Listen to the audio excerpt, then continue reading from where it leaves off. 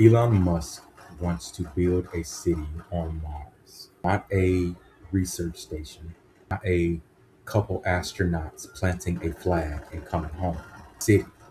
SpaceX says the goal is eventually more than 1 million people living there.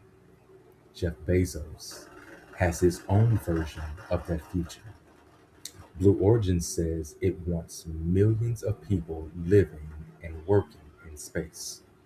And I gotta admit, that sounds cool. Spaceships, cities on another planet, human beings actually living among the stars. I mean, come on. Who wouldn't want to see that? But when I start looking into one very simple question, what would it actually take to live on Mars? Not visit, not land there. Take some pictures, plant a flag, and come home. Actually, live there. And well, that's where this story gets weird. First, we need to separate two ideas that constantly get mashed together. Exploring Mars and colonizing Mars are not the same thing. NASA believes humans could explore Mars and has been studying how to do it for decades. And I'm not against that. Sending human beings to another planet would be one of the greatest scientific achievements in history. But that's very different from saying, okay, everybody, pack your stuff, we're moving. Because before we start talking about 1 million people living on Mars, we have to answer a much simpler question. How do we keep the first few people alive? So, okay, let's say you want to go to Mars. First problem, Mars isn't always in the same place. Earth and Mars orbit the Sun at different speeds. The most useful alignment for an energy efficient trip happens about once every 26 months. And once you launch, you're not getting there tomorrow. NASA's rover took about 6.5 months to travel from Earth to Mars. For humans, that means spending months inside a spacecraft. You need food, water, oxygen, exercise, medical care, waste management, radiation protection. And somehow, everybody has to live together inside a relatively small aircraft without completely losing their minds.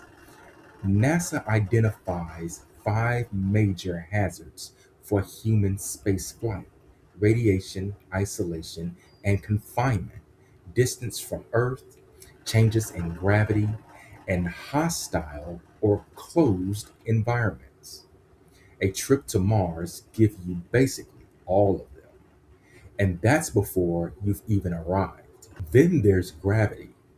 Astronauts living in microgravity lose muscle and bone unless they aggressively work to counteract it.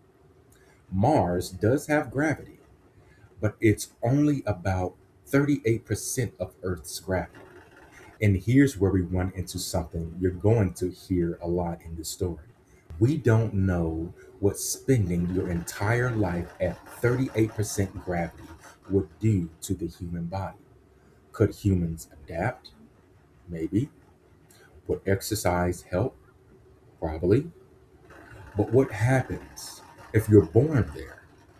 What happens during pregnancy, fetal development, bone growth? We don't have human data for that. Now, that doesn't mean having children on Mars is impossible. That's important. There's a difference between we don't know if this works and we know this doesn't work. But if you're talking about creating an actual civilization that survives generation after generation, that's a pretty important thing to figure out. Then there's radiation. Here on Earth, our atmosphere and magnetic environment help protect us from dangerous space radiation. Mars doesn't provide anything close to that same protection. Long term exposure could increase the risk of cancer and other biological damage. So, one proposed solution is basically fine.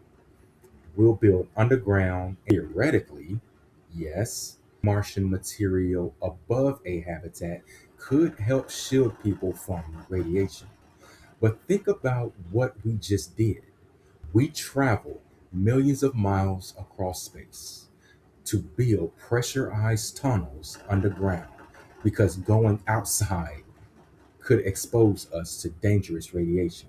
Maybe some people would love that. I'm just saying, the tourism commercials are probably going to leave that part out.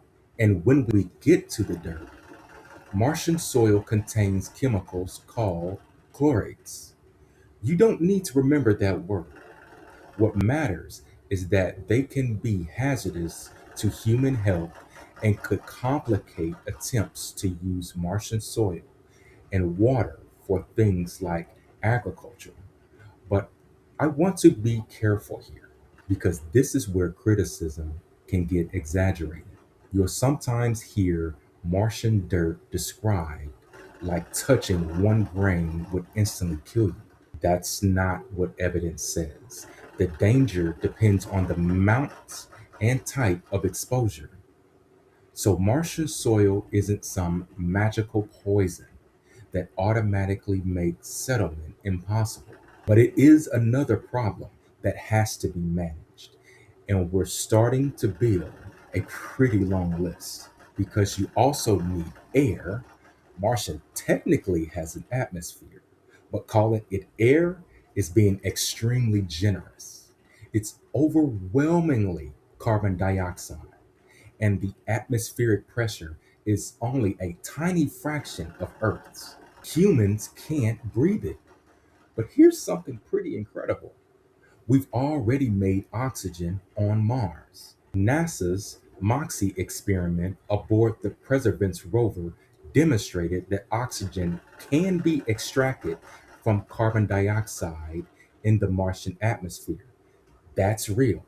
And it's exactly the kind of technological process that makes me uncomfortable when somebody confidently says humans would never live on Mars. I don't know that. Neither does anybody else. Human beings are ridiculously good at solving problems, but demonstrating that we can produce oxygen is one thing. Building an entire civilization is something else. Because breathing is only the beginning. Think about everything a city needs: food, water, medicine, power, construction, equipment, computers, replacement parts, electronical systems, pumps, motors, batteries, metals, glass, plastics, chemicals, machine tools, semiconductors, and then you need machines to fix the machines that manufacture replacement parts of the other machines. Think about your own home. Something breaks, you go to Lowe's. Now imagine Lowe's millions of miles away. That's a part of this conversation I think gets overlooked. Getting humans to Mars would be an extraordinary accomplishment. Keeping them alive would be even harder. But building a civilization that can survive after Earth's supply ships stop coming, that's a different level entirely. SpaceX vision calls for more than 1 million people and millions of tons of cargo. We're basically talking about recreating a huge portion of modern industrial society on another planet. And then there's the really ambitious idea: terraforming Mars. Terraforming basically means changing another planet's environment until it becomes more Earth like. Thicken the atmosphere, warm the planet, eventually make the surface more hospitable to human life. Elon Musk has talked about doing this, and yeah, that would be incredible. There's just one problem. We don't currently know how to do it. NASA backed researchers looked at whether carbon dioxide already trapped on Mars could be released to thicken the atmosphere and warm the planet. Could people hundreds or thousands of years from now discover something we haven't thought of? Absolutely. I have no idea what technology would look like in the year 2500, but neither does Elon Musk.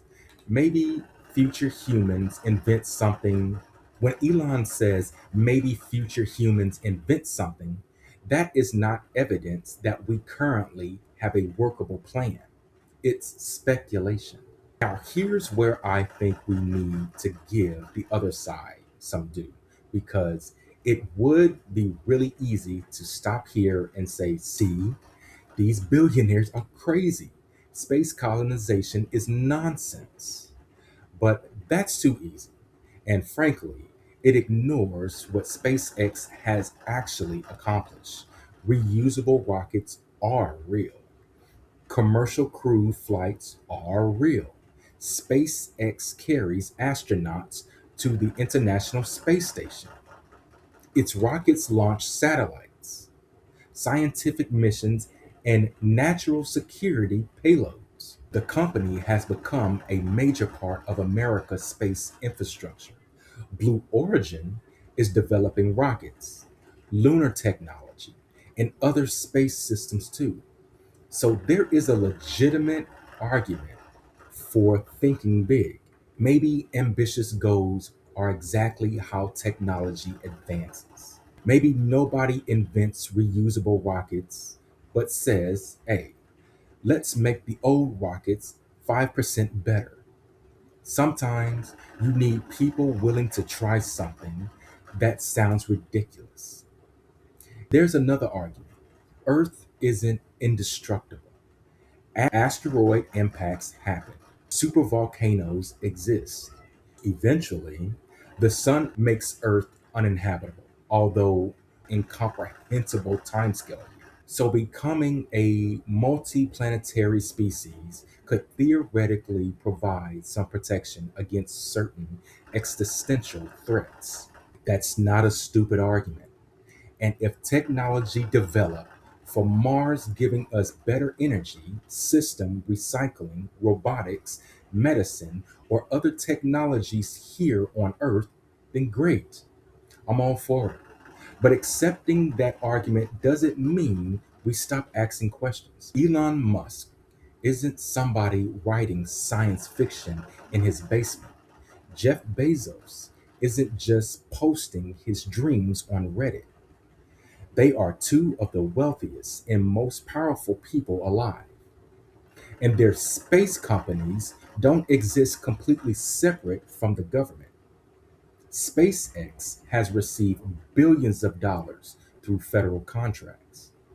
It launches NASA's astronauts. It launches military payloads.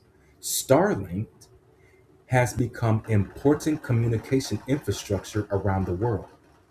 Blue Origin also competes for major NASA and government contracts. So these aren't just private dreams being funded out for billionaire check accounts.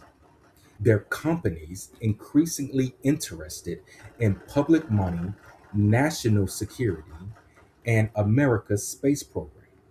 That's where I think the question changes. It stops being, wouldn't living on Mars be cool? And becomes, how much public money, political power, and technological capacity should be organized around one person's vision of humanity's future? And Bezos is pretty open about his vision. Bezos has talked for years about millions and eventually far more people living and working in space. Part of the idea is that humanity can continue growing while eventually moving some heavy industry and resources extractions away from Earth. And there's an appealing vision for that. Imagine generating enormous amount of solar energy in space. Imagine getting certain raw materials without tearing apart ecosystems here on Earth. Imagine moving environmentally destructive industry processes away from where billions of people live. Okay, that's worth thinking about. But it also raises another question. Instead of asking, how do we build an economy on Earth? And we eventually ask, how do we preserve endless growth by finding somewhere else to expand? Because Earth has something that is really easy to take for granted: a functioning biosphere, oceans, forest, soil, rain, an atmosphere, an entire planetary system that supports human life without somebody sitting in a control room keeping the oxygen machine running. We inherited all of this for free. And then you really start looking at what it would take to recreate even a tiny fraction of that somewhere else. Man, the rockets start looking like the easy part. And that's where I finally understood something about this whole conversation. You've probably heard people say there is no planet B. And technically, that's a slogan. It's not a scientific prediction about what humanity might accomplish 10,000 years from now. Maybe our descendants spread through the solar system. I hope, but Mars is not a backup Earth waiting for us if we screw this one up. There isn't another planet sitting next door with breathable air, oceans, farmlands, and 8 billion empty apartments. Earth already has the environment. We're talking about spending extraordinary amounts of money and technology trying to partially recreate somewhere else. We have air, water, food, a protective atmosphere, and this is where the story gets bigger than Mars, because there's a particular idea of progress that has become extremely powerful in Silicon Valley. AI will solve education. AI will transform medicine. AI will solve climate change. Space expansion will overcome resource limits. Mars could protect civilization, and sometimes technology absolutely does solve problems. And I'm not anti technology. I'm making a YouTube video using computers, cameras, and probably an embarrassingly amount of electronics, but not every problem is a technological problem. We don't need super intelligent AI to tell us that burning fossil fuel releases greenhouse gases. We don't need AGI to invent solar panels. We have them. We don't need a Mars colony to discover batteries. The hardest question increasingly involves infrastructure, politics, money, regulations, industrial policy, and deciding who pays. Those aren't just engineering problems, they're fighting over power. And that's where I land on all of this. My problem isn't that Elon Musk wants to go to Mars. Dream big, build the rocket, explore Mars, send scientists, build telescopes, land on asteroids, go find out what's out there. Heck, I want to see it too. What concerns me is that futuristic promises become immune from normal skepticism simply because they're futuristic. If somebody tells us we need enormous amount of energy today because AI will solve our problems tomorrow, ask for evidence. If somebody says we can eventually move environmentally damaging industries into space, okay, Ask how, ask when, ask how much, ask who pays. And if somebody tells us humanity has to reach Mars before civilization collapse, maybe we should also ask what we're doing to prevent civilization from collapsing here. So here's what I think. After looking into this, I don't think the evidence supports saying humans would never live on Mars. That's too strong. Maybe humans eventually visit. Maybe we build research bases. Maybe decide, or centuries from now, there is some form of permanent settlement. I don't know. But a self sustaining civilization of millions of people is a very different claim.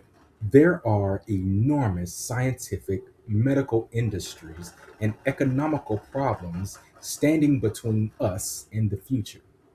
And that matters because speculation about humanity's distant future should automatically become justification for decisions affecting humanity's present.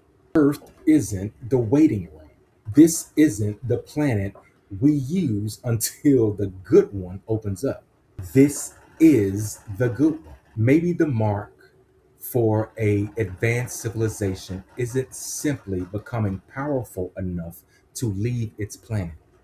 Maybe it's becoming powerful enough to leave and wise enough to understand why it still needs to take care of home.